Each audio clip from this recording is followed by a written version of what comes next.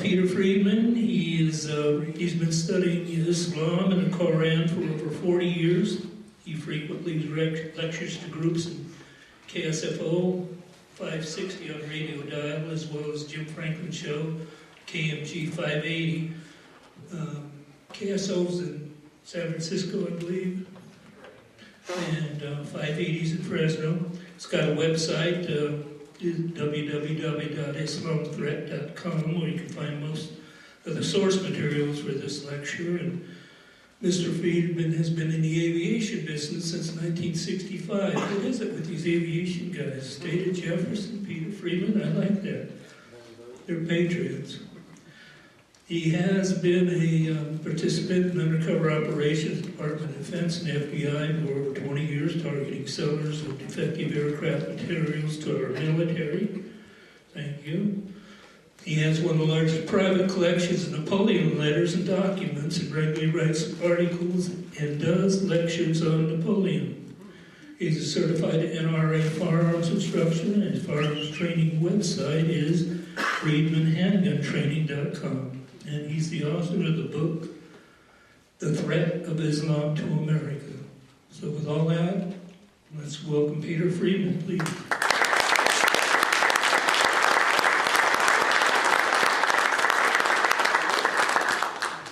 Very humbling. By the way, the book, there was some problem with the title, but I have it on a CD, and the lovely Rose over there, my better half, has got a box with about 15 of them in it. We printed out one of them so you would see what they are. And since I don't charge for doing this, if we could get $10 for a CD, it's 220 pages, there's 36 chapters. And I think you would find it very interesting because it does have most of the source material for this. I've been here before. Thank you very much for inviting me back. I will always come back anytime you invite me because I love you guys. I am an arch conservative. I've been a Republican all my life. As a matter of fact, in 1979, I was one of Ronald Reagan's 2 pilots, flying him up and down the state while he was giving these stump speeches. And we would stop in Merced and Turlock, Bakersfield, Fresno, all the garden spots of California. I got to tell you, if they ever give the state an enema, the tube's going in Turlock. I'll tell you what kind of guy I'll tell you what kind of guy Ronald Reagan was, and I had extensive conversations with him in flight, where he keep telling me to keep looking out the window for traffic. Every time we would stop somewhere, he literally would not get off the airplane until he was absolutely sure that the catering was coming out to feed the 2 of us up front. And I always gave him the benefit of the doubt, like a good cowboy. He always feeds his horse and puts the horse away nicely. On the other hand, I don't think he wanted to fly with 2 hungry pilots. We never discussed that, however. So this is the latest iteration of this Muslim migration into the United States. Who's doing it, why, the amount of money that's involved. And like I said, I'll be very happy to come back here anytime you invite me because I have Rose over there with the little computer who is actually working on the next presentation. He's a slave driver. Yeah, she's usually the timekeeper. She likes to sit right up in front and look at me and go, Sharia law. I find it interesting that the flag of Saudi Arabia is hanging on the wall over there. I'd like to point a couple things out before we start. First of all, the Saudi Arabian flag is the 3rd one over from the left. It's the green one with the large Mamluk sword on it, which basically was used by Saudi Arabia to whack 47 people, I guess it was Saturday morning. They executed 47 people, started the next World War, because one of them was this Iranian sheikh who was merely, let's say, throwing some rocks at the Saudi government, you know, nothing active necessarily, but they just didn't like the message. And when you go down further, you've got the Japanese flag, go down another 2. You see that green and white flag there with the crescent moon on it, the star? And right next to that is the red flag with the crescent moon and the star. Isn't that interesting that most of your Muslim countries have the crescent moon on there? And if you ever look at the top of a minaret in a mosque, it has the crescent moon on top. Why? Because the word Allah is a conjunction of two words. You're going to go out of here really informed today. It's a conjunction of two words, Al-Elah, A-L-E-L-A-H. It translates to the one. Okay? Al in Arabic is the, and Elah is one. So who is the one? It's like when you see on TV in the news release or something, and somebody's going through town shooting people or stabbing people, screaming Allahu Akbar. All right? What they're screaming is Allah Akbar. And Akbar in Arabic means greater, which means that the news media is full of garbage.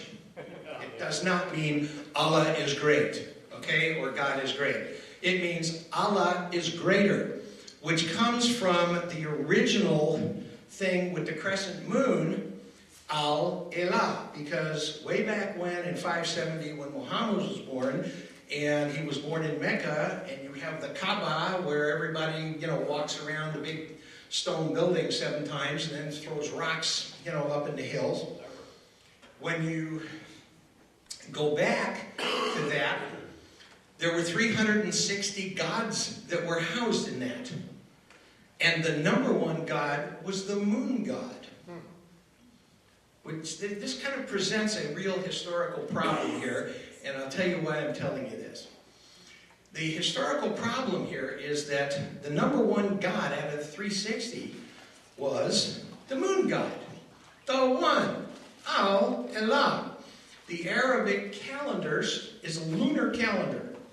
Okay? And it's only 28 days a month, going throughout the entire year, and every now and then they got to add a few days to come up with 365. That's why Ramadan, which is the month of fasting, and they fast during that 4-week period in Ramadan to commemorate Muhammad in 610 fleeing Mecca, because they chased him out, and going 200 miles north to Medina.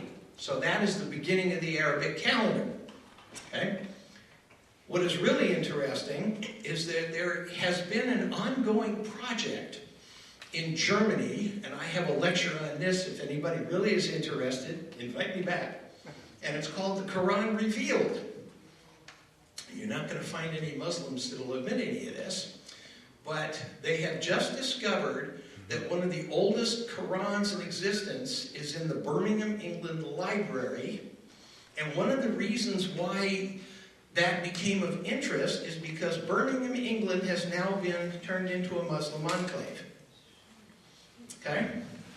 So they decided that they wanted to take a look at this. Well, they brought it out, and there were some archaeologists who looked at this Quran that was all sewn together, and they discovered by carbon dating the pages between Book 8 and Book 20 that the carbon dating of those pages predates the birth of Muhammad. That's a real problem. Okay? So I just thought I'd throw that out there so you can keep it on. Okay, so hijrah. The word hijrah in Arabic means migration. And the Arabic calendar begins with Muhammad's migration, or his hijrah with his 12 buddies, from Mecca, where they got thrown out by the 2 tribes there, the Christians and the Jews, and they fled to Medina, about 200 miles north, and that is where the calendar starts. In Arabic, it's a lunar calendar again, and that is where everything begins with Muhammad. So, just a little stuff here that we've suffered here in the last 4 weeks. We had the problem in Paris. People were killed, people were wounded. One of the attackers was actually a Syrian refugee that had a phony Greek passport. They wouldn't do that. They would flee out of Syria and then go to Greece and get a phony passport and wind up, because the European Union is so damn stupid, And all you got to do is forge a passport with any member of the European Union countries, and you can travel all over like we travel in the United States from state to state. You had 2 suicide bombers. Oh, one was a female. Look out for black widows. San Bernardino, this was interesting, because on December 2nd, I was on my way to Turlock, so help me God. I was on my way to Turlock at about 11 o'clock in the morning to do this particular presentation, and all of a sudden listening to the radio, and here comes all this stuff in San Bernardino, which I'm very familiar with because I spent 5 years in San Bernardino as a deputy sheriff. I was a pilot for the sheriff's office between 79 and 84, and I used to do drug interdictions with the DEA, and we were chasing people who were smuggling drugs in by air from Mexico. I was a flying narc. That's a different presentation, however. So in the meantime, you've got all of these people. 14 people were killed, 22 were injured. And what fascinates me, I give you a little insight on this. I know exactly where the Inland Regional Center is on Waterman Avenue. Used to patrol that every now and then when I had nothing to do with an airplane. And that particular center is the bastion of liberalism. Therefore, there was nobody there with a concealed carry permit. There were 75 people in there, and these monkeys came running in there and started spraying and praying. And if one person, Amen. okay? How do you stop a bad guy with a gun? Good God. Thank you. God, I love you guys. I do. And I'll tell you something. The women that belong to the Tea Parties are so much nicer looking than the Democrats.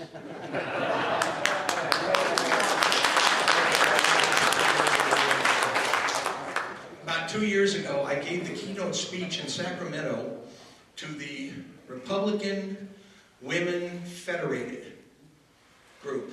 And there was their annual Northern California conference.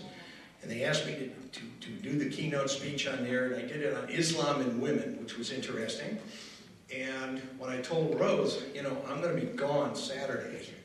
Where are you going? I said, well, they asked me to do the keynote speech in Sacramento, you know, for the Republican women, and it's going to be a big deal. And she said, well, why is it a big deal? Well, there's going to be 250 Republican women there. She says, you're not going alone. Ain't no way. Raise your hand. There you go. Love her to death. Okay, so the attackers were killed by the police, and everybody's going, wow, did you see how quick the cops got there? 4 blocks away, there were 300 law enforcement officers that were involved in doing training. Okay, 4 blocks, you know they heard the shots. Okay. I gotta be nice, I was one. Farouk. He was a homegrown terrorist. Now, it turns out that the FBI interviewed him twice and determined that he posed no threat. Remember the Tsarnaev brothers in Boston? Oh, well, we interviewed him twice. In the case of the 2 Russian brothers, Putin told us about them twice. Said, you better watch these guys. We didn't do it. And then there was the ugly woman that he brought out. Jesus. With the hefty bag. I'm not PC, by the way. I don't know if you figured that one out. Now, do you remember the picture? Remember the picture of the 2 of them a couple of years ago coming through customs? And she had to actually lift the hefty bag up so that the customs guy could make sure that that was really her. And then the bureau came out, and the sheriff of San Bernardino County came out and said, well, you know, they had been going to several gun ranges and practicing. I wonder if she wore her hefty bag there.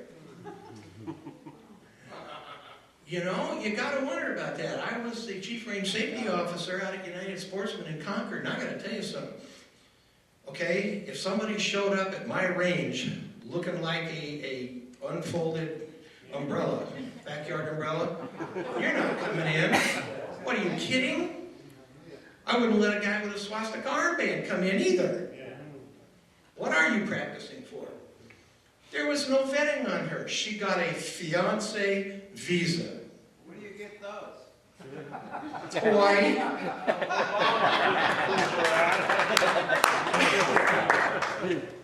For my money, I want to know how to get a Hawaiian birth certificate for Bibi Netanyahu. Or the president of Jordan. I'll take him too. Okay, so after all of this, San Bernardino, what did dear leader say? Now, you got to understand something. This guy, unfortunately, is like a lot of actors. Denzel Washington comes to mind. Have you ever seen an interview with Denzel Washington without a script? The man cannot put a sentence together. Every time I hear somebody describe this guy as a constitutional lawyer, I heard it again this morning and I could puke. The man is not a constitutional lawyer. He was an adjunct teacher because they didn't know what to do with him in Chicago.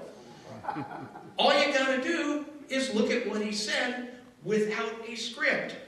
We have the right strategy and we're going to see it through.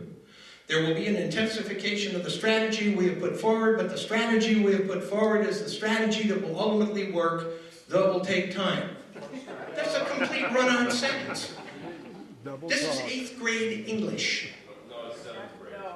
How many Marine corpsmen do we have in the audience? He's been to 57 states. Damn, I've only been to 56. Do you see a pattern here? See a pattern here? I hope I live long enough to find out who this guy really was. I think Putin knows. Okay, so let's go back to this migration. Muhammad was run out of Mecca in the 7th century, 610 to be exact, and he had to go north to get out of town because the Jews and the Christian tribes that were in Mecca at the time, they were not buying what he was selling. Okay? This is the hijra, or migration in Arabic. It is called civilization jihad. Now, where does all this stuff come from? It comes from reliance of the traveler here, which is the Islamic Sharia sacred law. It comes from the Quran over here. It comes from the Hadith over there. I don't make this stuff up. You couldn't make this stuff up. Muhammad made this stuff up. I'm just letting you know. Do your own research. Don't take my word for it. And if you go on my website, islamthreat.com, it's been up there for almost 10 years now. It is not an opinion site. It is a reference site. And I think that's why the Council on American Islamic Relations hasn't put me on their Islamophobic list yet. I got friends of mine that are on that list. I don't know whether I got to email them and ask for an application or what. But they can't argue with anything on our website because it's all true. Okay? Here's what they're doing to destroy us from the inside. They're changing our demographics. How many people in here own stock? See the market today? I'd ask if there are any brokers in here, but they're going to be broker than the rest of us when this is over. If you buy stock in a brand new company, let's say you buy 10,000 shares at $1 par value a share, right? Your interest, your investment now is worth $10,000. A couple of years later, the company decides they want to expand, they need more money, so they get permission from the Department of Corporations to issue another 10,000 shares of stock at another $1 par value per share. Now, there's 20,000 shares outstanding. What are your 10,000 shares now worth? Okay? That's what's going on here. If you dilute the demographics, then you dilute what our vote stands for. So you just think as our money goes down in value, your vote is going down in value as well. Changing the legal systems. Were you aware that in the last 2 years, there have been 26 states that have adjudicated civil lawsuits using Sharia? Look it up. You can't make this stuff up. Just Google Sharia law in American courts. Pretty soon they're going to want to have it in criminal courts as well. And you've got to infiltrate all aspects of American society with devout Muslims. We're talking about the military. We have 15,000 fundamentalist Muslims that are in uniform in our military. That's nuts. That's, imagine FDR, World War II, right? We need to be diverse. So let's put about 15,000 Nazis in our military to show that we're tolerant. What's happened? This is crazy. It's just nuts. By the way, I wouldn't vote for Chris Christie for dog catcher. Chris Christie thinks we are all crazy. He thinks we are all Islamophobes. To the extent the second largest mosque in the United States is in Passaic, New Jersey, he has taken all kinds of campaign donations from that group, and he has put 2 of their members on the CARE Executive Committee in New Jersey as judges on the New Jersey Superior Court. And I got a problem with that. Okay, so what is the objective of this migration to the United States? By the way, you see that great thing in the upper right-hand corner? That's the symbol of the Muslim Brotherhood. And how Rose was able, through the computer, to get that thing to turn, I don't know, but gotta love it. Okay, so, pardon? Secret. I hate that. Okay, so obviously the ultimate goal of the Muslim Brotherhood, ISIS, which sprung from the Muslim Brotherhood, that was funded by the Muslim Brotherhood, is to establish a worldwide caliphate and put us under Sharia law. Now, one of the main characters involved in this is a guy named Sheikh Yusuf al-Qaradawi, meaning Yusuf of Qaradawi, which is a town. He is the senior jurist of the Muslim Brotherhood. He's a real piece of work. He's a real piece of work. Old guy is about 85 right now. I'd like to have his health program. And what he's done is he's tried to explain to them, here's how we're going to do it. Americans are so damn stupid and naive. We don't have to do it by force. We don't have to shoot up Paris. We don't have to shoot up London because they're inviting us in. Remember on 9/12, 2001, George Bush stood there, and I'll tell you something, I really fault him for this. The man had a good heart, he thought he was doing the right thing, but he was a moron. And I don't know who in the hell was advising this guy, but boy, did he give him bad advice.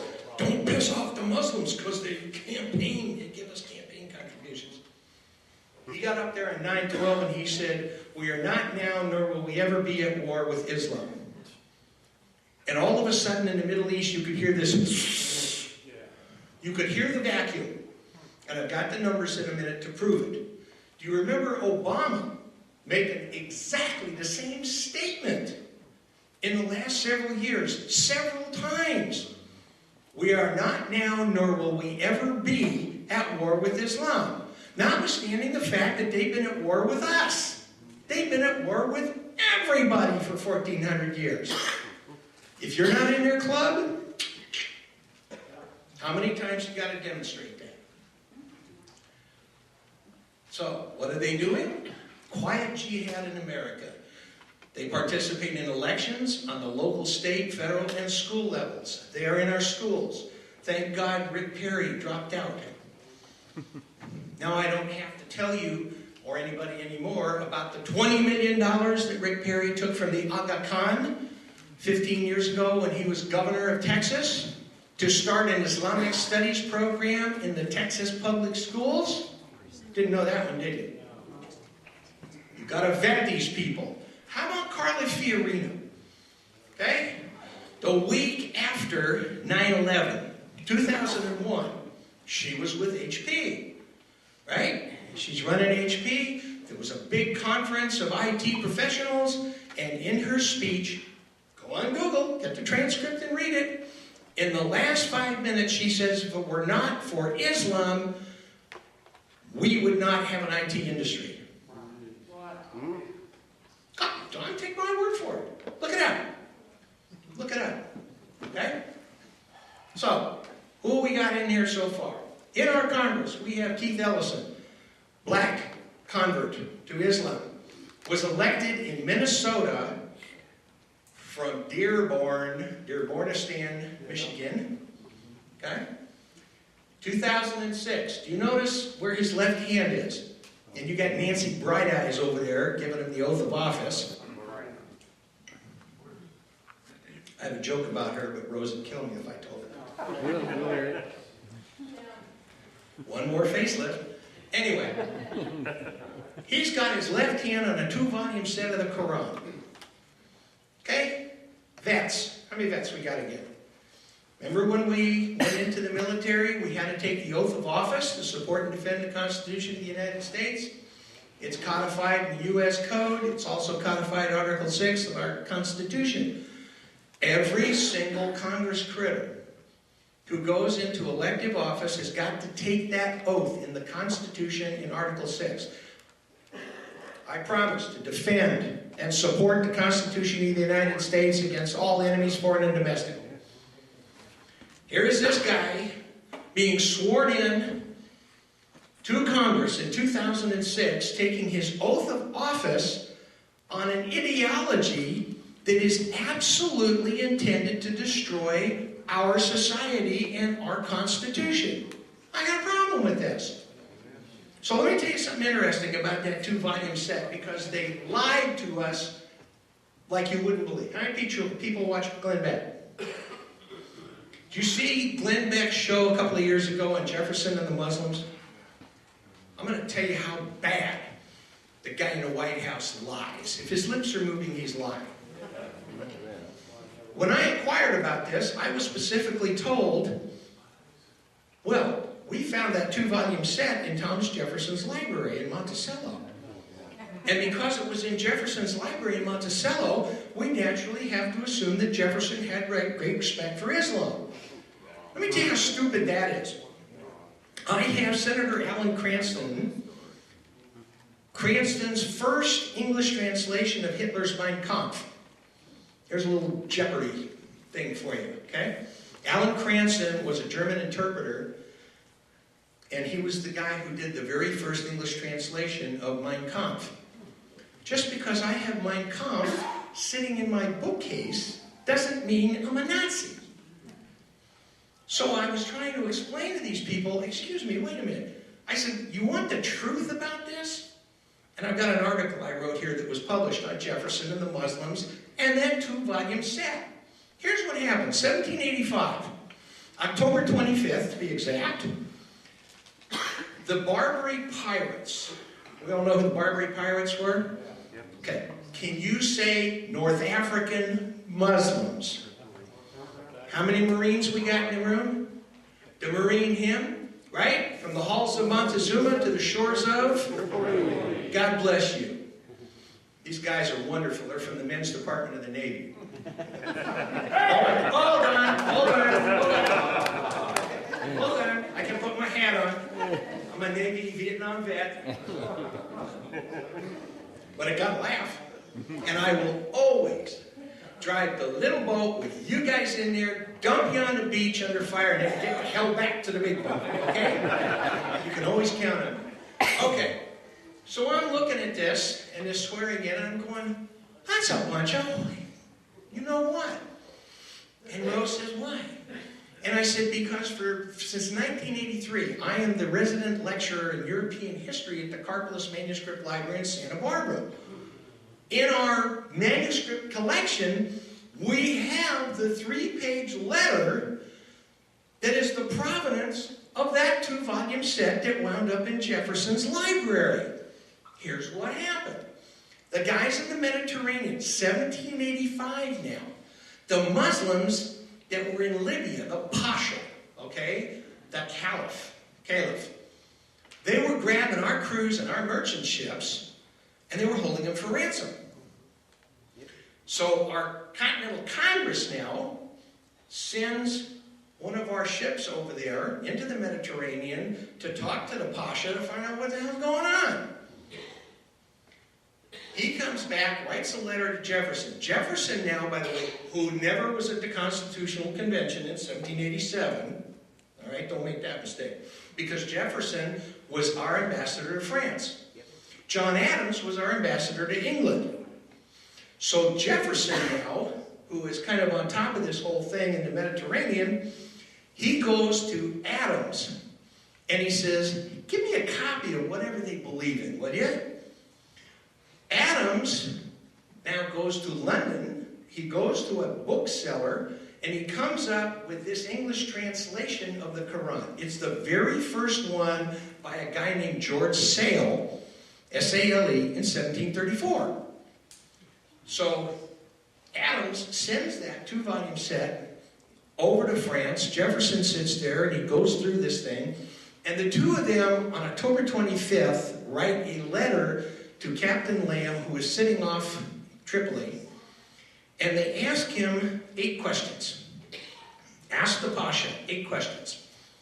Number 7 says, by what principle of their religion do they feel authorized to grab our ships and our crews and hold them for ransom until we have a peace treaty with them? So when Obama, on June 4, 2009, at Al-Azhar University in Cairo, made the statement, which he made several times subsequent to that, that Islam has been a part of America's heritage since its founding, really, okay? It was either total ignorance, man has no clue about any history, or maybe he was kind of fudging the truth, because the very first war fought by this country was by Thomas Jefferson against the North African Muslims in 1805. Yep. So, yeah, since 1805, they've been part of our history. Officers are enlisted. Enlisted. Good man, you work for a living. Okay, but you can verify the fact that a Marine Corps officer's sword, even today, when you get your commission as a Marine Corps officer, you do not get a regular saber that's got a nice hilt on the thing. You get an Arabian Mameluke sword. And it looks just like the sword in that Saudi Arabian flag there, third from the left. Third from the left up there. To commemorate the Marines freeing our guys and our ships in 1805 from the shores of Tripoli. That's where the song and everything comes from. And if you ever win any money on Jeopardy because of this, you owe me half. Okay, the other guy is Andre Carson. Andre Carson got elected in 2010. He's a Democrat from Indiana, and he's got all the regalia on. He's the guy who is now trying to get as many Muslims to run for Congress here as he can. All right, moving on. So we watch TV and we see these movies and video of all of these people that are, fleeing wherever they are in the Middle East. They're fleeing Syria, they're fleeing Iraq, they're fleeing Afghanistan, and they're coming into Western Europe.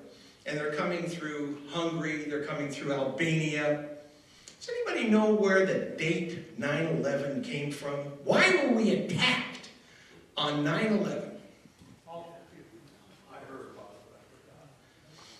Okay, these guys hold a grudge.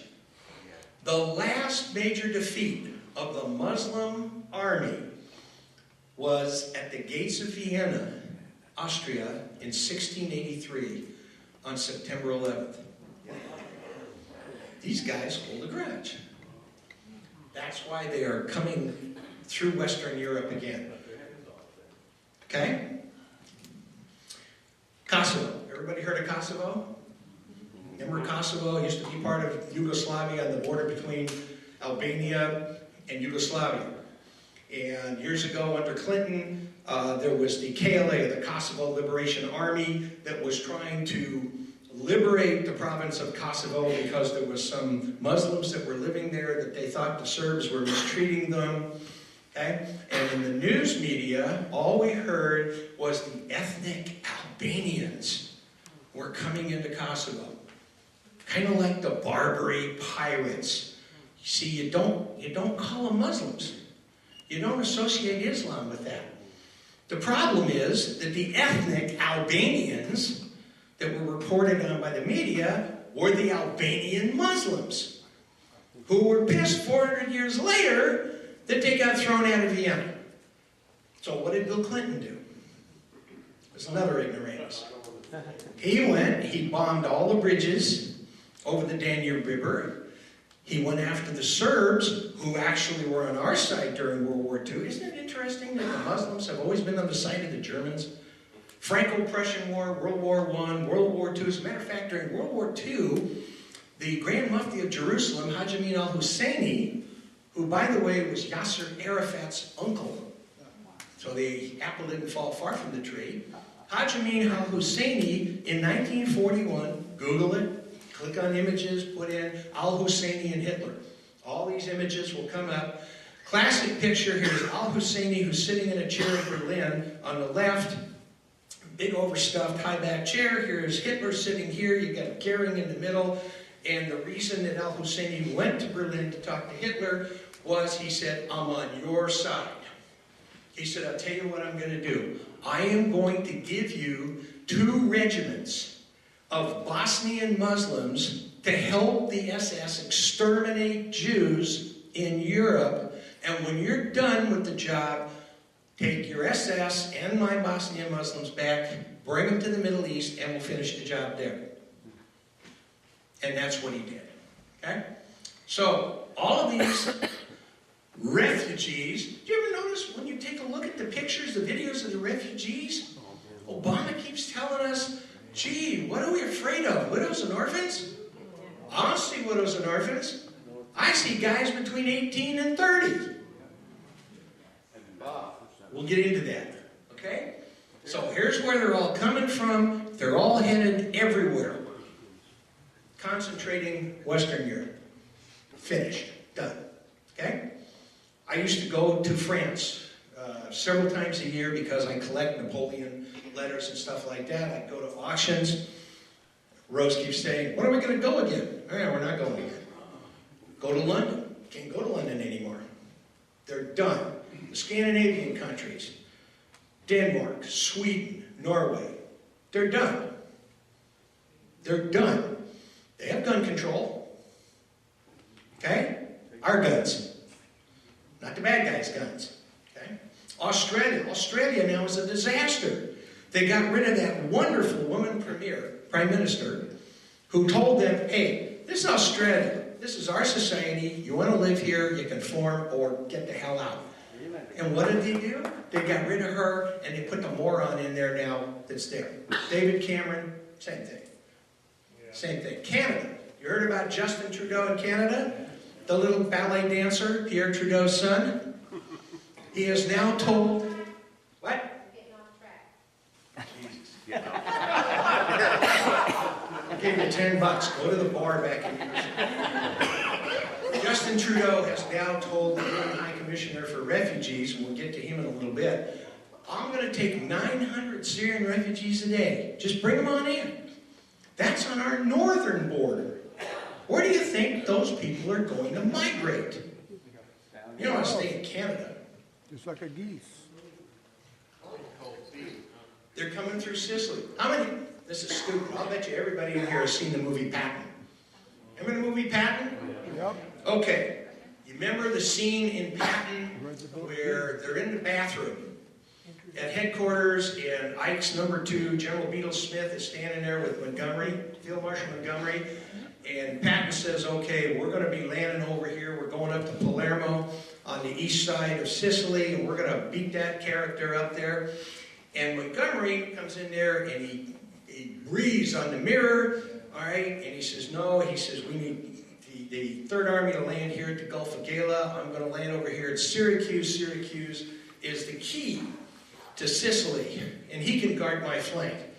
And the great line at the end of that, Beadle Smith does this, and Montgomery turns around to him and he says, wow, he says, isn't that interesting that the final plans for the invasion of Europe took place in a bathroom? Okay, all right, the whole point being is, here's Sicily, here's Libya, and here's Tripoli. 61 miles away. It's 150 miles across the Mediterranean from Tripoli to the tip here of Sicily. You see all of these videos of the news about the Italian Coast Guard having to rescue these people. There's 75 of them in a rubber boat. Well, who do you think these people are? And then you have to juxtapose that to what Big Daddy, al-Baghdadi, has said that the flag of ISIS will fly over the Vatican. Well, how far do you think it is once they're all in Sicily, just like Patton and the Third Army, jump into Italy at the toe of the boot and go right up here to Rome and take it over? Come on, we're talking about the Italian army again. Okay? No offense. Well, a little offense. Okay, so they're in Milan. They're Angela Merkel. There's another moron. By the way, she was an East German. She was living under communism in East Germany before the wall came down in 1989. And people keep saying, well, why is she doing that? Where is she coming up with her ideas and her values? Hello, she is an East German. She's not a West German. Now she's got a problem because she's got 1 million of these people floating around Germany. And I'll tell you how problematic that is. The 19 hijackers on 9/11 came from Hamburg.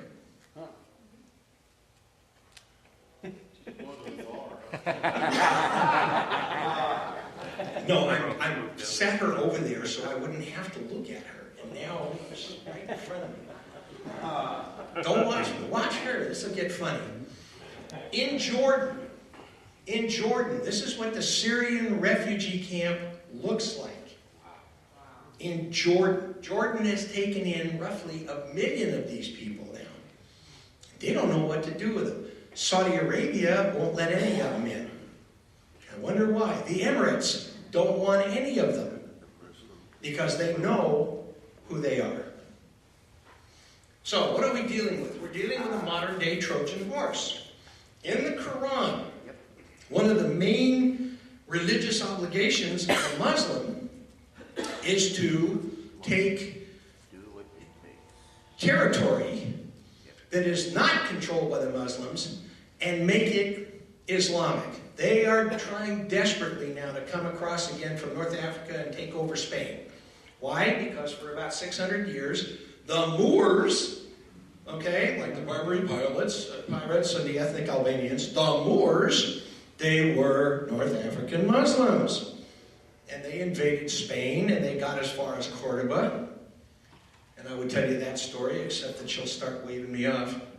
Okay, so in Arabic, the religious obligation is for them to migrate from Dar al-Islam, or Dar meaning the land of Islam, where Muslims control it, and Sharia law is, to subjugate Dar al-Harb, or the land of conflict, where Muslims are not in charge.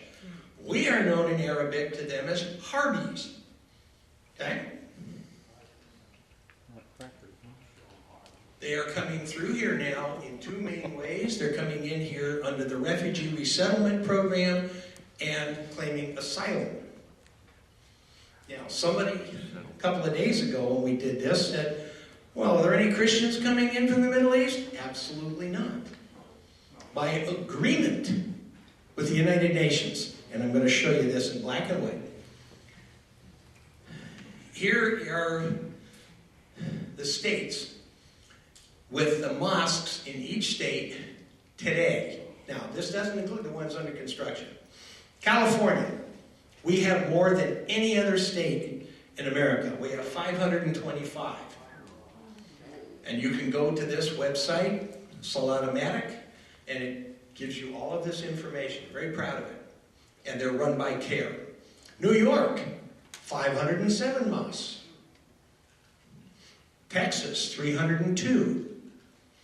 Illinois, 200. Florida, 153. Michigan, 139. You start to look at some of these numbers and listen to what people are saying and trying to warn about. And then you say, well, where's this coming from? And I'm going to show you. It comes directly out of the Quran. Do not be fooled by people on TV who tell you it's okay. It's okay. We're the peaceful ones. There are no moderate Muslims. Because Islam isn't moderate. There are religious obligations that are in the Quran, And you have Muslims who either take them seriously and act on them, or you have others who don't, but who might. And I always wind up with people in every one of these presentations and says, wow, my God, you know, I work with this woman, and she's just so nice and sweet. Wait till they take over. Because if she doesn't go along, she is now an apostate. She is a heretic, which is worse than you are as the infidel, and they're going to whack her first. This is why there is no groundswell by peaceful Muslims in America or anywhere else to speak out about this.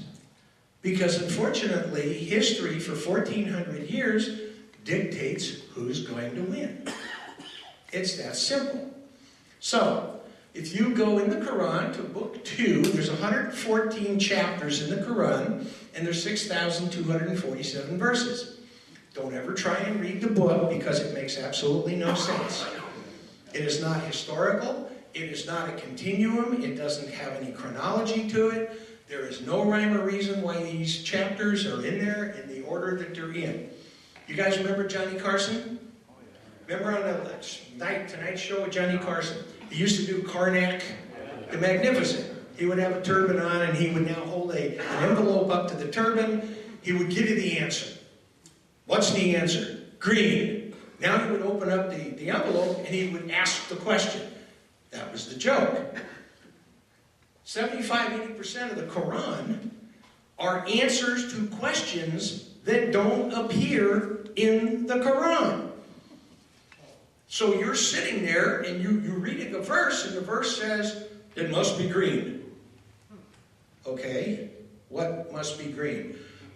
You don't know. Okay. So, book 2, verse 216, fighting is enjoined on you. If you're a Muslim, you've got to fight. You got to fight. You don't like it, but you got to fight. Why? Because you got to go from Dar al-Islam to Dar al-Harb and dominate. Tears of jihad, deaths caused by Islam in 1,400 years. 60 million Christians have been slaughtered in the name of Islam. 80 million Hindus. Let me explain Hindus too. If you go into the Quran, when a Muslim goes from Dar al-Islam to Dar al-Harb, and he encounters you as the non-believer, he says, okay, I got to potentially give you 3 choices. Are you a Jew or Christian? Yes, I'm Jewish. Okay, no problem. You're people of the scripture. You're people of the book. You get 3 doors. Door number 1, convert, we'll leave you alone. We may ask you to whack the other guy, but convert, we'll leave you alone. What's door number 2? Door number 2, since you are a member of the people of the book, of the scripture, Jews and Christians only, if you want to pay the extortion tax to stay alive and to be able to live and essentially practice your own faith under Muslim rule, here's what it's going to cost you. So now imagine New Jersey, right? On Friday afternoon, you own a little business, and instead of Guido coming to visit you and picking up the vigorish, right? In the envelope, you now have Ahmed visiting you, picking up the extortion tax. It's called jizya in Arabic. Hindus. Well, Hindus don't get door number 2. They get door number 1 or door number 3. What is door number 3? Well, you're not people of the book. You're not part of scripture. So either convert or die. Because we don't want your wealth. You probably aren't worth anything anyway. So, you're of no use to Islam. Hindus. Buddhists, same problem. No door number 2. Africans, 120 million, for a grand total slaughtered in 1,400 years by Islam, 270 million souls. It's all right there. Look it up. Come on, I've always said Christians always happens. Marketing. Okay, so again, book 2, verse 216. I have a copy of the Quran right there, and with all my highlighting in it and the post-it notes on there, if I tried to get into Saudi Arabia with that, I would get life in prison, or maybe worse. They'd make me marry somebody in a burqa. So I am always, I'm really amazed when Obama comes out and he says, gee, what are the Republicans worried about? Widows and orphans? Look at this picture. Those are the orphans to which he's referring. They're contaminated. You cannot decontaminate them. They have been indoctrinated from birth. There was a thing on the news the other night, I'm trying to remember where the guy and his daughter, I think they were in Gaza. And he's holding the daughter, and they're talking to the daughter. It's in Arabic, but it's being translated by MEMORY, the Middle East Research Institute. And the father is saying to this 3-year-old daughter, what do you really want to do? I want to kill a Jew. How would you do it? I'd stab him. This is a 3-year-old kid. This is what they're teaching them. We used to listen to Arafat. Arafat made more trips, I think, than Al Sharpton has during Bill Clinton's reign to the White House. And here's Arafat, who's coming over here, who's talking about peace and a partition state, and now he goes over there and he tells his people something different. Those stupid, naive Americans. My God, look what we're pulling over on these guys. So, what does the Quran say? Book 2, verse 191. Kill them, the them is us. Kill them wherever you find us, such as the recompense of the unbelievers, those who do not believe in Allah.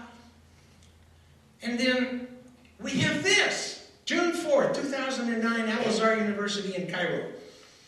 Another statement by Obama. Islam has a proud tradition of tolerance. If you're a Muslim. Okay? By the way, somebody came out the other day, and it was on TV, and he interviewed this guy, sent him a nasty email, talking about how well other faiths actually did in southern Spain under Islamic rule. Everybody got along. Don't get fooled.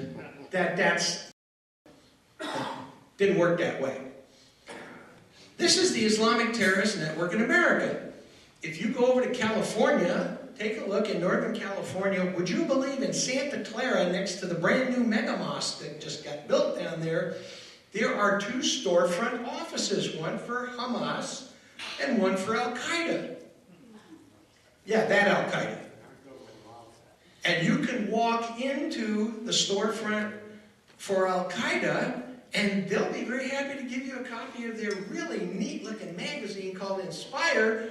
And one of the lead articles a few years ago was how to build a pressure cooker bomb in your mom's kitchen. Can you say the Tsarnaev twins? Book 8, verse 12. My God, how can these people go cutting people's heads off? How barbaric. Hello, this is what they do. It's right there in Book 8, verse 12. Allah is saying, I will cast terror into the hearts of those who disbelieve, therefore strike off their heads. This is pure fundamentalist Islam. And it is practiced, if you watch the news on Saturday, by our buddies, Saudi Arabia. Saudi Arabia is an enemy of Western civilization. Don't kid yourself. You go over to Saudi Arabia, try and build a church over there. You know what I would do? I would tell Saudi Arabia, I gotta remind me to send Trump an email. I would tell the Saudis, you're not building one stinking mosque more in America until we get to build a church in Saudi Arabia.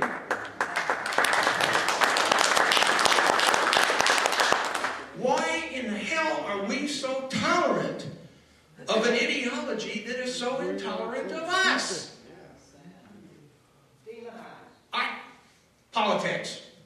Politics and money. I'm going to get there. Politics and money. And I'm an equal opportunity political bigot. I don't like the Republicans now either.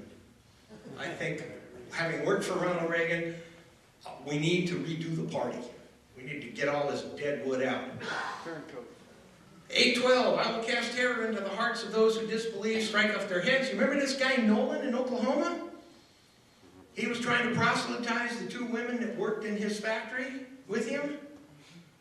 and they told him to get the hell away from them. Then they complained to the management about him. Management had a chat with this guy and said, if you do that again, you're fired.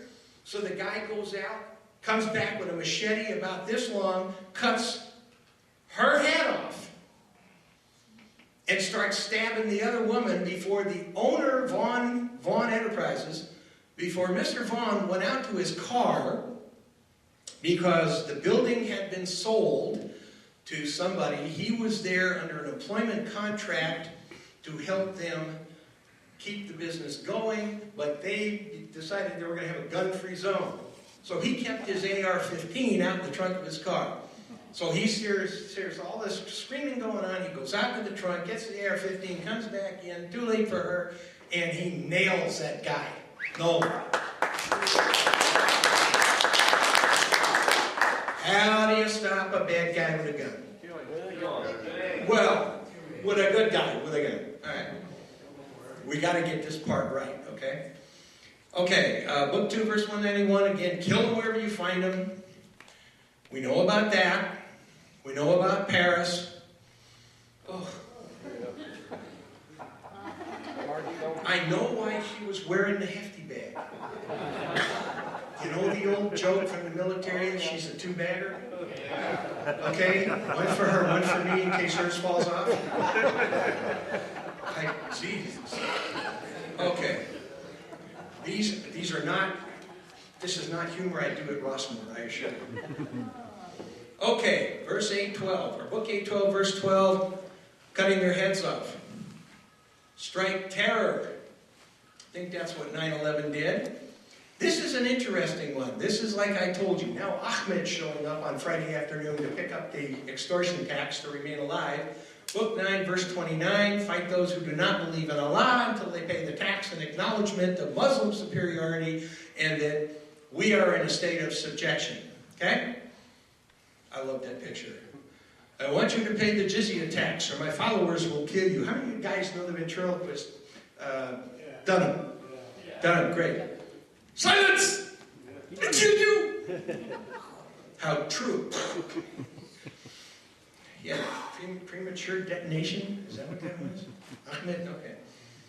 All right, book 8, verse 39, fight with us until religion should be only for Allah. It's in the book. All you got to do is read the book. It's all in there. Lovely. Saudi Arabia. Gotta love it. See the green flag in the background? Burning the cross. 47. Book 47, verse 4. So when you meet in battle those who disbelieve, then smite the necks until you have overcome them. Remember that? Coptic Christians. Out on the beach in Libya. Book 33, verse 61. Wherever they are found, they shall be seized and murdered. A horrible murdering. Remember the Jordanian captured pilot? How do we get King Abdullah of Jordan a Hawaiian birth certificate? He went over there and bombed the poo out of these characters. It's all in the book. They're not barbarians. This is not one of the world's great religions that has perverted their faith. You're being scammed. It's like the Wizard of Oz. Never mind the guy behind the curtain. We're being scammed. We're being lied to. Why? Ask why. Thank you. I'm getting there right now. The sooner this guy's go on. The better. Just, I want to know. Here's the scary part about this. In 2008, the machine behind him was stronger than the Clinton machine. And they're different people. Someday, I hope I find out who gave this guy to us. I'd really like to find that out. So, beware the government media complex, because we're being lied to.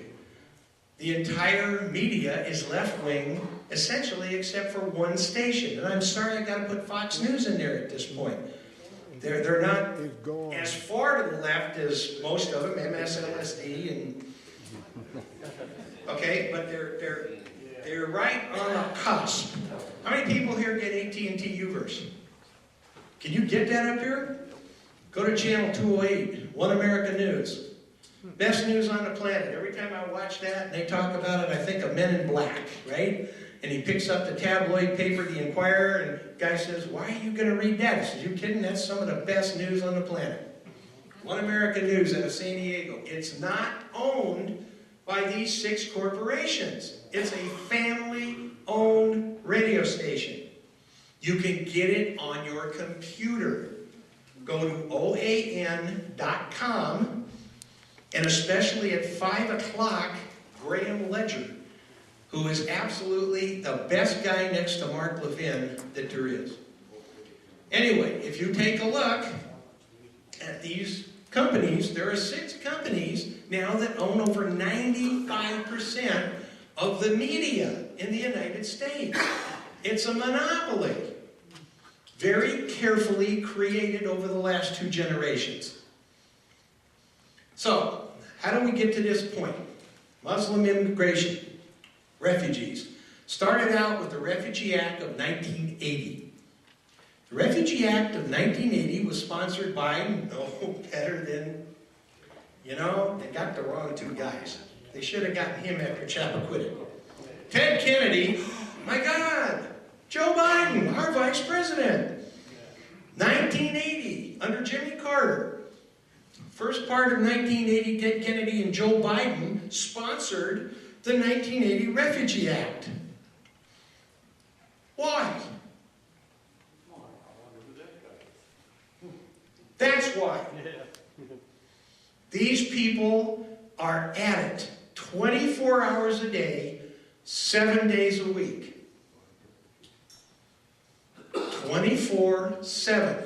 They're working at this to tear this country down and to tear this society down. When did it start? It started with the election of 1972 when George McGovern ran against Richard Nixon.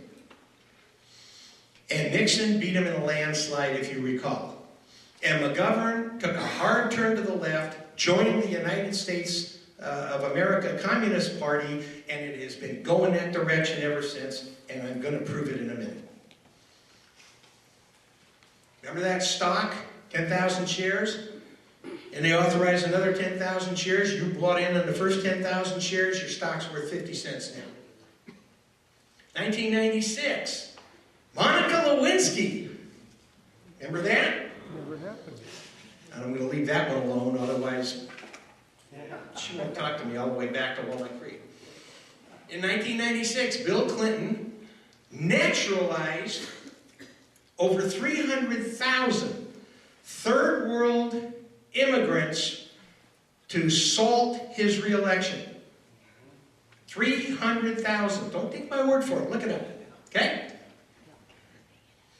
Ted Kennedy actually started this refugee flooding process in '65 under that other wonderful Democrat president and womanizer and sleazeball. What did I leave out? Oh, okay. Johnson. Unbelievable. Johnson. Okay?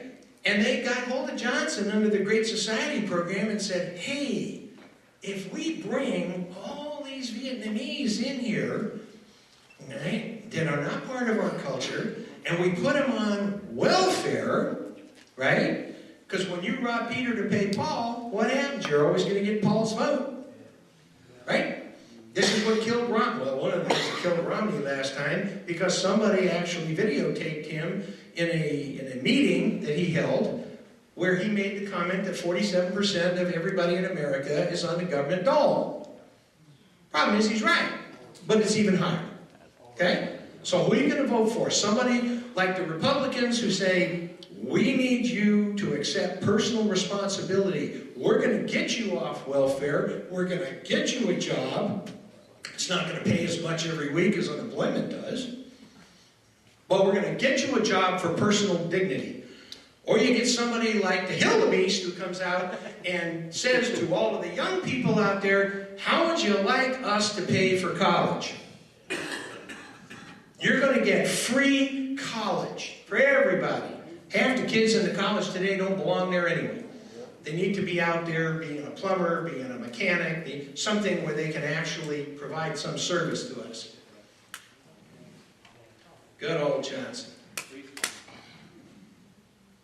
Chappaquiddick.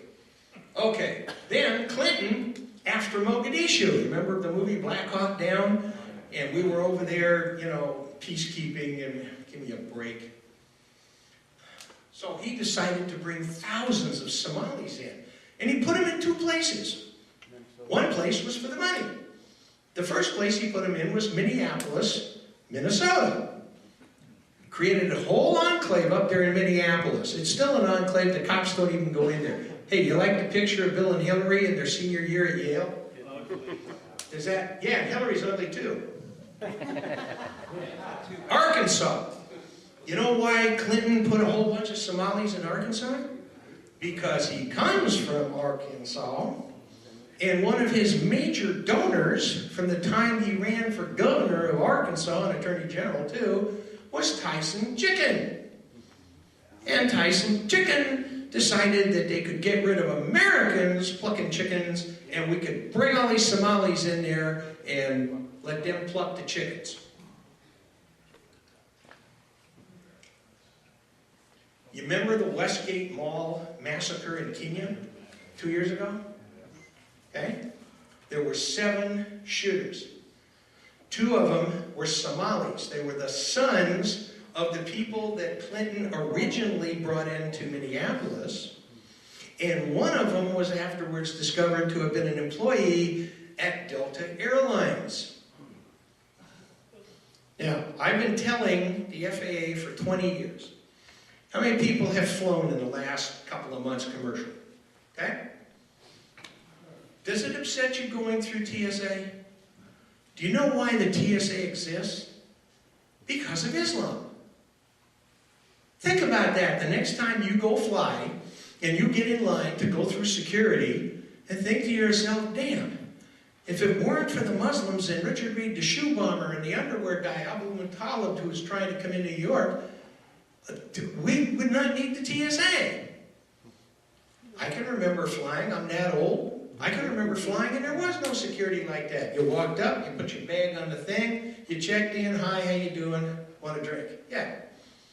I remember back in 1967 when I went through the LA County Sheriff's Academy, walking into a sporting goods store in Beverly Hills on Wilshire Boulevard. I bought a beautiful little Smith & Wesson Chief Special 5-shot 38. They wrapped it up for $100, and I walked out the door with it. Why do we have these problems? To be fair, I told you I'm an equal opportunity political bigot. George Bush brought thousands of Iraqis into America, but he had a good heart. Okay? He had a good heart. He did it for the right reason. He didn't do it for votes, because anytime you put somebody on welfare, they're going to vote for the guy who's giving them the money. All right? That's an absolute. Okay, so when you come into the United States as a refugee, not as an immigrant, but as a refugee or as an asylee, somebody claiming asylum, you are immediately entitled to all federal benefits, such as cash. You get about $3 grand a month. You get free housing. Okay? Is there anybody in here? Well, you don't have to raise your hand. If you live in affordable housing under the state law, in some kind of a housing project, senior citizen, something like that, most of them have waiting lists to get in there. And it's based on income. If you come in here as a refugee or an asylee, you go right to the head of the line. Right to the head of the line. More rights than we have. They get food stamps. In California, it's called CalFresh. We want to be PC. We don't call it food stamps. Ethnic Albanians, the Moors. You get how it works? Medical care. Medical care. I'm on this year, the Contra Costa County Grand Jury. And just for the heck of it, just for orientation for myself, I went down trying to study Medi-Cal, and I went down to the Contra Costa County Regional Medical Center in Martinez. I sat there in the lobby. I pretended to read a magazine. And I was just sitting there and I'm counting the hijabs walking in and out. Wow. Totally free medical care. And all they need to do is present their refugee card issued by Homeland Security. I'll show you what it looks like in a minute. Everything is for free. If they go into a drugstore to get a prescription, they get the prescription, they hand them the refugee card from Homeland Security, it's free. They don't pay for anything. I don't care what the drug is. Employment. We have a system in California called CalWorks. Okay? Or it doesn't work in the state of California. CalWorks. They go to the head of the line to get jobs. Because if they get a job, then the feds don't have to pay them anymore. You see how this game is played? We're paying for it. Education. You want to have some fun? Go to your next Board of Education meeting. All right? And during the public comment period, after they approve the agenda from the previous meeting, or the minutes rather, you get 3 minutes to do it, fill out a comment card, ask the Board of Education how many refugee students are attending public schools in your county. Be prepared to be somewhat shocked, because they either don't know, don't want to know, okay, or they just don't want to tell you. Legal services, they get lawyers. They get caseworkers, they get lawyers. Refugees must prove they are persecuted for one of several reasons: political, religious, nationality, race, and they're all flown here at our expense. We're paying for it. They put them on buses. After they get here, the buses, you might see them going up Highway 99 periodically. The buses are all tinted, the windows are all tinted out, but if they stop at a stoplight, you can pretty well take a look through the windows and you can see who's riding around in these buses.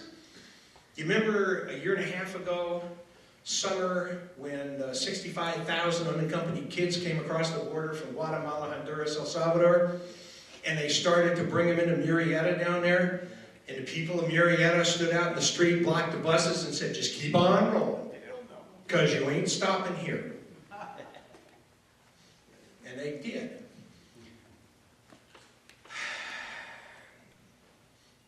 Of course, they're allowed to bring in family members once they get here. You know what's really weird? The Tsarnaev brothers in Boston, they were granted asylum status because they came from, what was it, Dagestan? One of the stands. Kazakhstan? No, that was Borat.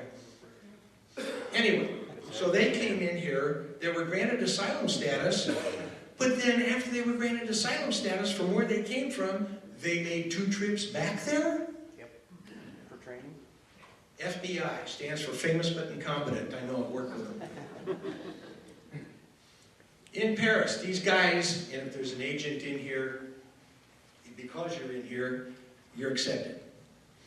Okay, the brothers, they came in. 13-year-old brother in Paris, he's now taken over the family business. This guy still hasn't been caught. That guy's dead. And they're looking for this guy too. This is the refugee gold card. You got this card, man, that's like the American Express gold card. He never leaves home without this thing. Why? Because it says, United States of America, Department of Homeland Security status, refugee. You can mess with me, man, I'm a refugee. They get privacy rights. Now what's interesting is, look at the date, November 24th, 2009, the privacy impact assessment for the refugees. So if you were to call one of the 9 charities that are exclusive contractors to the State Department to resettle all these people in America, and you call one of these offices and you go, hey, you know, how many refugees are you bringing in from the Middle East here and putting in Yuba City? I'm sorry, I can't tell you that. Why not? Well, because there's a privacy law, and they're entitled to their privacy, and we can't tell you. Even if we're paying for it? No, can't tell you. We got cover. Files are locked up. They get work permits, remember? We find them jobs under CalWorks, so they get work permits. Ice and chicken. Ultimately, they qualify for green cards, giving them permanent residency in America. Now, if you are a refugee or granted asylum in the United States, and you ultimately wind up with a green card giving you permanent residency, you can now apply for citizenship. You see what's going on here? You bring them in, you buy them, you put them on welfare, they don't do anything except clip coupons all day long, and ultimately, you're going to make them a citizen. We're diluting the stock. Our stock is worth less, and theirs goes up. That's what the last naturalization thing looked like. These are people coming in from Somalia into Sudan, being granted U.S. citizenship. Notice, they don't look like us. They do not assimilate. Now, I was always told and confirmed the fact that if you want to be a naturalized U.S. citizen, you have to take the citizenship test in English, which means that you have to be able to read and understand English. Why are we printing our ballots every time we have an election in half a dozen different languages? I mean, on the face of it. Any attorneys in here? Oh, they're all at the bottom of the sea, I guess. That's a good start. Why are we doing that? If you have to be able to read and understand English, why are we printing election ballots in other languages? Well, you know why. It's a rhetorical question. Okay, refugee admissions. Every year, under the 1980 Refugee Act, the President, together with Homeland Security, Department of State, and Health and Human Services, on October 1st of every year, that's the beginning of our government fiscal year, it goes from October 1st to September 30, must deliver to the judiciary committees of Congress, the House and the Senate, this projected proposed refugee admissions for that fiscal year. And I've got several of those sitting in here, and I'll tell you why. Okay? You just download this. Download it and read it. Can't make this stuff up. In this thing, there are all kinds of numbers, projections. We're going to bring 5,000 from this country. We're going to bring 8,000 from this country. It tells you in this document what are the preferred cities, what are the preferred states for resettlement. Get ready.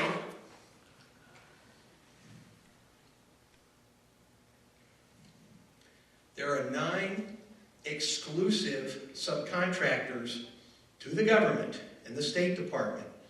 And in theory, they are 9 tax-exempt charities. They're the only ones that can play the game. They're the only ones approved by the government to play the game for resettlement purposes.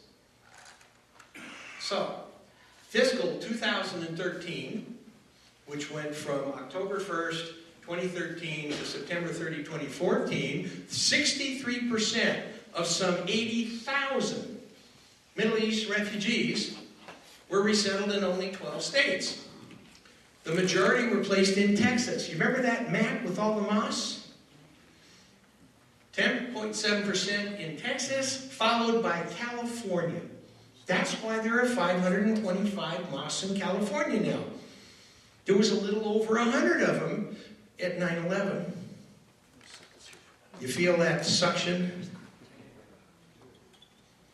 2013, fiscal 2013, we brought 6,383 Middle East refugees into California.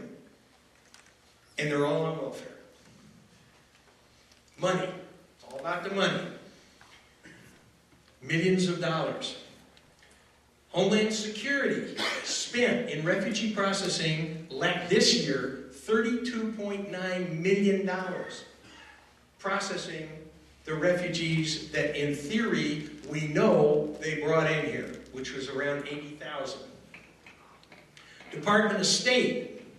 The person, by the way, Obama, who appointed at the Department of State to be in charge of all the refugee resettlement, happens to be this very lovely Muslim woman named Fatima Noor.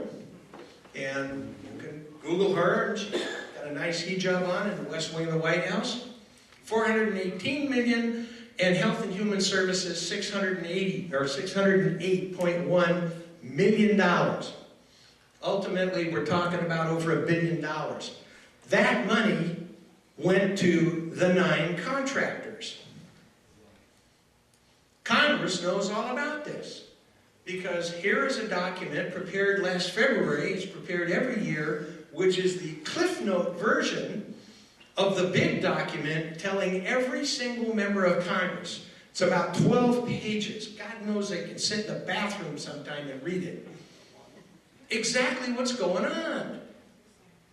All the numbers are there. But like Nancy Pelosi said, we can't find out what's in it until we pass it. That's part of the bathroom. Okay, so this is really interesting. Going through the numbers, fiscal 2013, we admitted male Muslim refugees from these countries. Look at the ages. These are males. These are not widows and orphans. This is a huge scam. And it has 2 purposes. One is money. Muslim population in 2011, 2.75 million people that we can actually figure out from census data from 2010. CAIR, Council on American Islamic Relations, would like us to believe that it's now 7 to 8 million in America.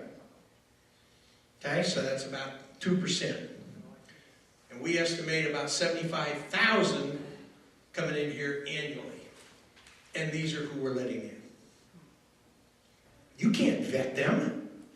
There's no database.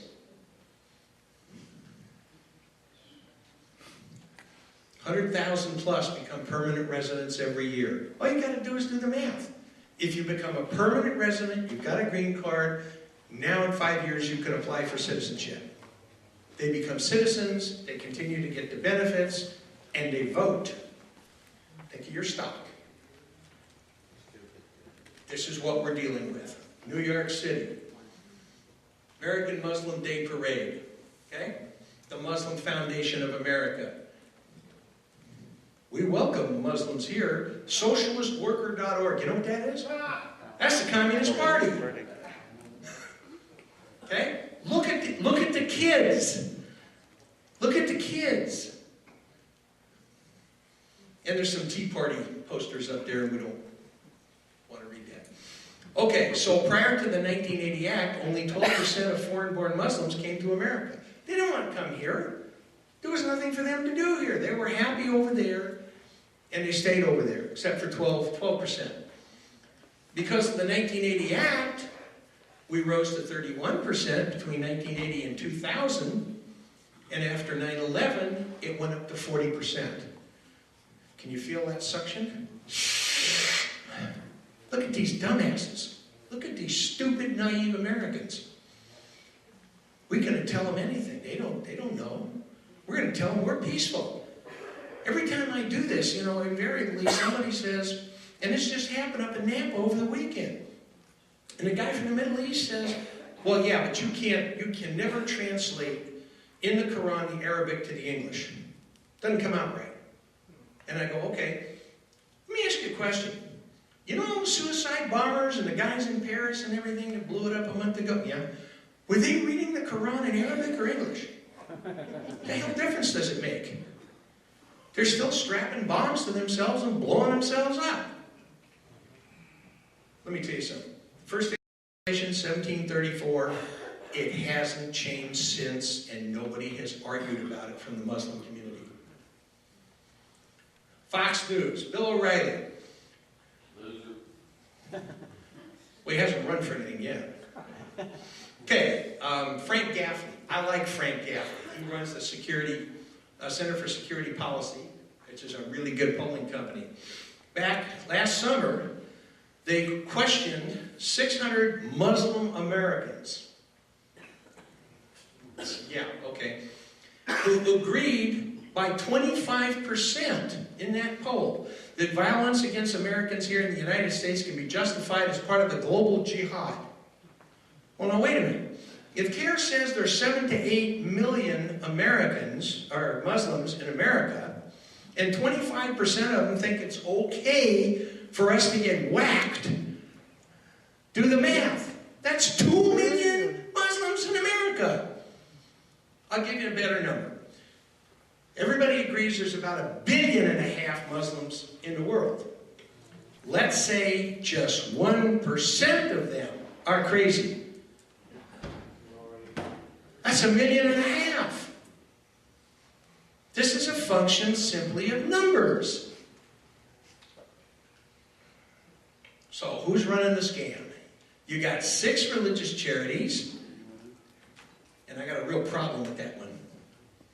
The Episcopal Migration Ministries, Lutherans, everybody's in on it. The United States Conference of Catholic Bishops. Sorry. The World Relief Corporation. You got 3 secular groups taking the money in.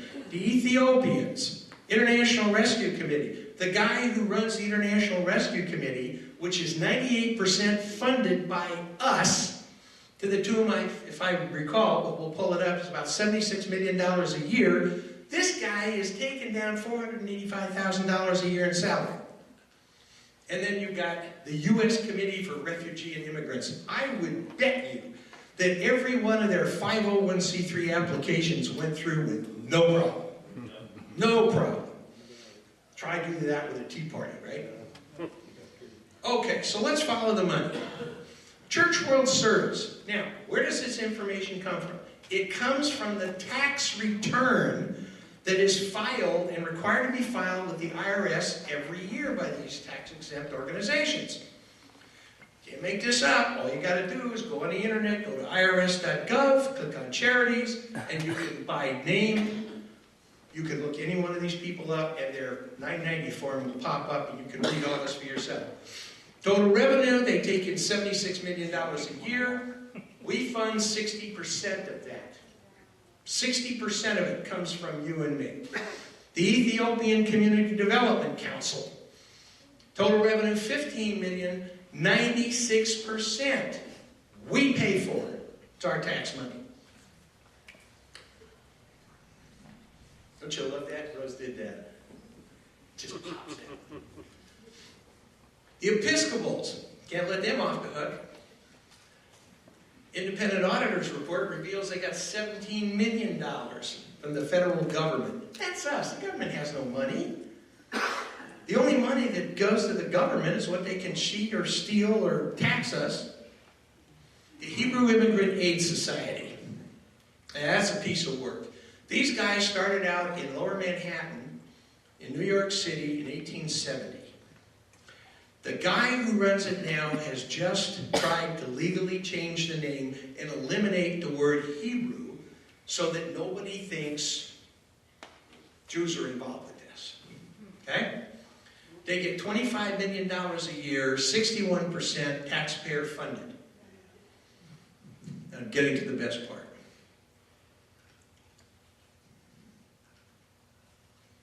International Rescue Committee. $456 million they report as income. 73% of that comes from us. This is what the State Department gives them to settle refugees in the United States. And this guy's pulling down $485,000 a year, and he just got indicted for bribery. I love that. The Conference of Catholic Bishops. $39 million, 99%. What the hell happened to the separation of church and state? Our government is funding these organizations. They're not telling us how much money they're giving them. You got to actually ferret it out.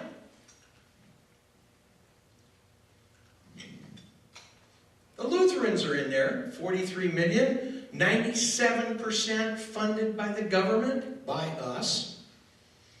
World Relief Corporation, 56 million, 68% taxpayer funded. These all come off their 990 forms. And you gotta love this one. The United States Conference of Catholic Bishops. You remember when the Pope came to town here a couple of months ago?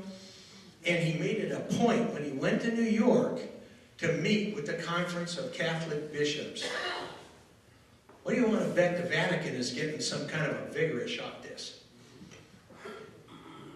The Conference of Catholic Bishops resettled the largest number of refugees in the U.S. with the help of Catholic charities throughout America. They do not single out a single Christian for resettlement. I'm going to tell you why in a few minutes. They're not allowed to, or they can't get the money. Total revenue, $70 million. These guys are raking in. 98% comes from us. Sir? No. Buy more ammunition. I'm getting to it.